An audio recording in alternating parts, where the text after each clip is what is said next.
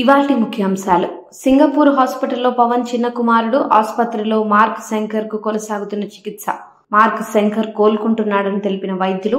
ICU నుంచి normal ward room కు తరలింపు. మరో 3 రోజులు వైద్యుల పర్యవేక్షణలో మార్క్ శంకర్. అమరావతిలో చంద్రబాబు సొంతింటి నిర్మాణానికి భూమి పూజ. వెలగపూడిలో సీఎం చంద్రబాబు సొంత ఇల్లు నిర్మాణం. ఇంటి నిర్మాణానికి సీఎం చంద్రబాబు దంపతుల శంకుస్థాపనకు హాజరైన నారా లోకేష్, బ్రాహ్మణి.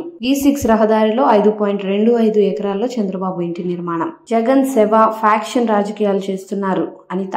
కుటుంబ తగాదాలతోనే లింగమయ్య హత్య, రాజకీయ హత్యగా జగన్ చిత్రీకరిస్తున్నారని అనిత మండిపాటు. లింగమయ్య కుటుంబాన్ని జగన్ పరామర్శించిన తీరు బాధాకరమని వ్యాఖ్య. ఐసీసీ విస్తృత స్థాయి సమావేశంలో కీలక నిర్ణయం. కాంగ్రెస్ జిల్లా అధ్యక్షులకు పవర్స్, అభ్యర్థుల ఎంపికలోనూ డీసీసీ అధ్యక్షులదే నిర్ణయం. ఏఐసీసీ నిర్ణయంగా ప్రకటించిన మల్లికార్జున ఖర్గే. వడ్డీ రేట్లను సవరించిన ఆర్బీఐ. వరుసగా రెండోసారి రెపో రేట్ను 0.25% తగ్గించిన ఆర్బీఐ. ద్రవ్య పరపతి విధాన కమిటీ నిర్ణయాలను ప్రకటించిన ఆర్బీఐ గవర్నర్ సంజయ్ మల్హోత్రా. గతంలో 6.25 ఉన్న రెపో రేట్ను 6% చేసిన ఆర్బీఐ.